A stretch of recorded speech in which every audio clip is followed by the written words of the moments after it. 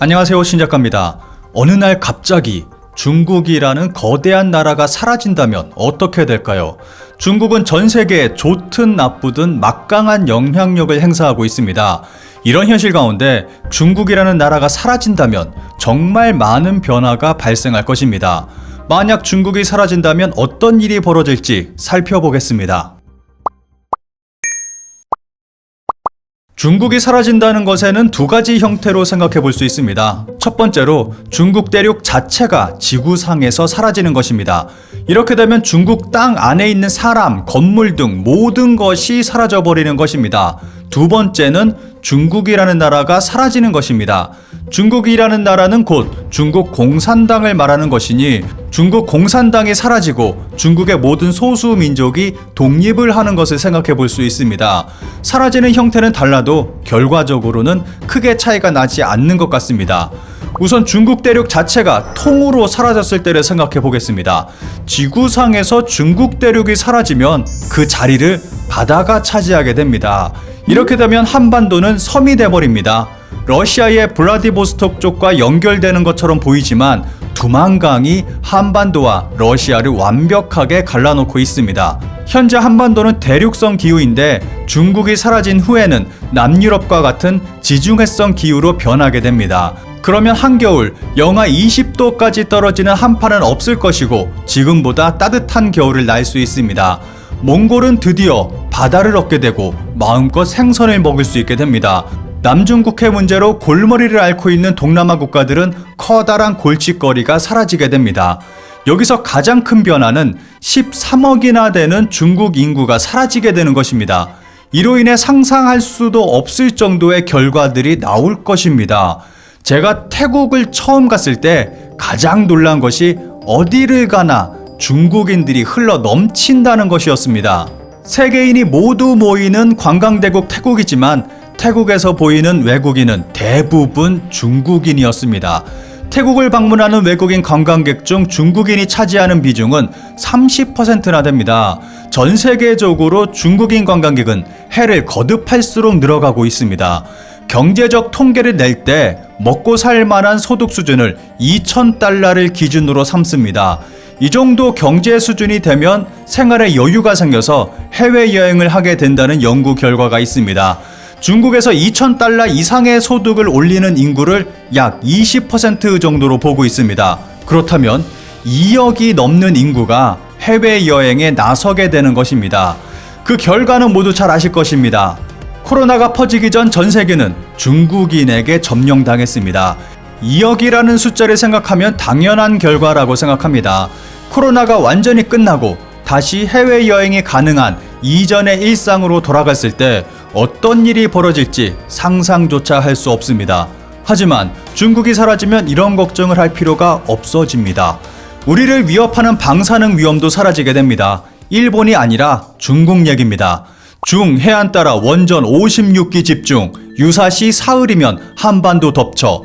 2017년 한 언론의 보도입니다. 일본의 후쿠시마 원전 폭발 이후 중국의 원전이 주목받고 있습니다. 중국이 가동 중인 원자로는 49기로, 미국 94기, 프랑스 56기에 이어 3위입니다. 하지만 미국과 프랑스가 원전 건설을 줄이고 있는데 비해 중국은 원자로 55기를 건설 중이거나 건설 예정이어서 몇 년 뒤면 세계 최대 원전 국가로 올라서게 됩니다. 그런데 여기서 가장 커다란 문제점은 중국 원전 대부분이 우리 서해를 향해 건설됐거나 건설되고 있다는 것입니다. 중국 정부는 내륙에 40여 기 원전을 지어 원전의 동부 편중을 해소할 계획이었습니다. 그런데 후쿠시마 사고가 일어나자 이를 중단했습니다. 인구가 밀집한 내륙의 원전에서 사고가 나면 연안보다 피해가 훨씬 크다. 가뭄으로 냉각수 공급이 중단되거나 방사능 유출이 식수원 오염을 일으킬 위험이 크다 등의 문제 제기가 있었기 때문입니다. 그 결과 중국의 원전은 대부분 중국 동쪽 우리를 향하고 있습니다. 중국의 동쪽 해안은 거대한 원전 벨트로 변하고 있는 것입니다. 이러한 원전을 중국이 철저하게 관리한다고 생각하는 사람은 단 한 명도 없을 것입니다. 만약 후쿠시마 원전과 같은 사고가 발생한다면 가장 크게 피해받는 지역은 중국이 아니라 한국이 됩니다. 중국이 사라지면 이런 방사능 위협에서도 자유로워집니다. 최근 정말 충격적인 뉴스가 나왔습니다. 중국 외교부가 우리 정부에 불법 조업에 나서는 중국 어민들은 가난하고 불쌍한 사람들이 많으니 단속을 너무 심하게 하지 말라는 요구를 한 것입니다. 한 나라의 외교부가 이런 말을 할 수 있는 것인가 귀를 의심하게 하는 모습입니다. 정부에 따르면 하루 평균 NLL 인근에서 조업하는 중국 어선의 수는 매년 4월 기준으로 2015년 340척, 2016년 250척, 2017년 200척, 2018년 50척, 2019년 90척, 2020년 80척, 2021년 240척으로 파악됐습니다. 2018년부터 두 자릿수대로 떨어졌던 것이 지난해부터 다시 급증하기 시작했습니다.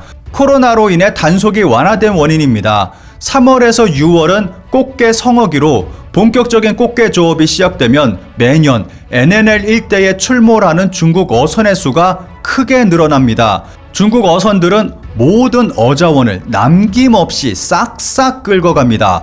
그 결과 우리 어민들은 우리 바다에서조차 어업 활동을 하기 힘들어진 상황입니다. 문제가 심각함에도 중국 정부는 살살 단속하라며 약을 올리듯 방관하고 있습니다. 인도네시아의 수시 푸지아투티 해양수산부 장관은 취임하자마자 벌인 정책이 중국 어선 단속이었습니다. 그리고 그녀는 중국 불법 어선을 폭파시켜 버렸습니다. 우리도 이러한 강한 조치가 지금 당장 필요합니다. 여러분은 꽃게를 마지막으로 드셔본 적이 언제인가요? 드셨다면 얼마를 주고 구입하셨나요? 중국이 사라지면 꽃게를 비롯한 생선을 저렴하게 많이 먹을 수 있게 됩니다. 이와 함께 한반도의 운명이 변하게 될지도 모릅니다. 한국에서 실시한 여론조사에서 한국 국민들은 북한이 아니라 중국이 한반도 평화의 가장 큰 걸림돌이라고 생각한다는 결과가 나왔습니다. 응답자의 91%는 중국은 한반도 통일을 원하지 않는다고 답했고 일본은 90%가 나왔습니다. 한마디로 중국은 한반도 평화를 원하지 않으며 방해하고 있다고 볼 수 있는 것입니다. 중국이 사라지면 중국과 붙어 있는 북한은 커다란 변화를 겪게 될 것입니다. 중국에 의존하던 북한은 경제적으로 큰 타격을 받을 것이고 정치적으로 큰 변화가 생길 것입니다. 남북관계 개선을 원하지 않는 중국이 사라지면 통일은 더 빨리 앞당겨질 수 있습니다. 현재 우리는 미세먼지로 인해 외출까지 자유롭지 못한 상황에 놓여 있습니다. 이로 인해 우리의 수명까지 단축된다는 연구 결과까지 나오고 있습니다. 이 미세먼지는 대부분 중국발입니다. 그리고 중국의 불량식품도 사라지게 됩니다. 중국이 사라지면 우리의 건강도 좋아집니다. 현재 중국은 우리의 문화까지 노리고 있습니다. 그에 대한 한국 국민의 반발이 폭발한 것이 조선구마사 사건입니다. 중국은 정말 공격적으로 한국의 모든 것이 자신들 것이라 주장하고 있습니다. 이러한 중국의 역사 왜곡, 동북공정도 사라지게 됩니다. 중국이 실시하는 1대1로에 참여한 국가들은 자유를 맞이하게 됩니다. 현재 쿠데타 정부와 싸우고 있는 미얀마의 평화는 더 빨리 찾아올 수 있습니다. 중국은 국경을 맞대고 있는 모든 나라와 분쟁 또는 사이가 좋지 않습니다. 이들 나라도 평화를 되찾게 됩니다. 그리고 코로나와 같은 바이러스는 생겨나지 않게 됩니다.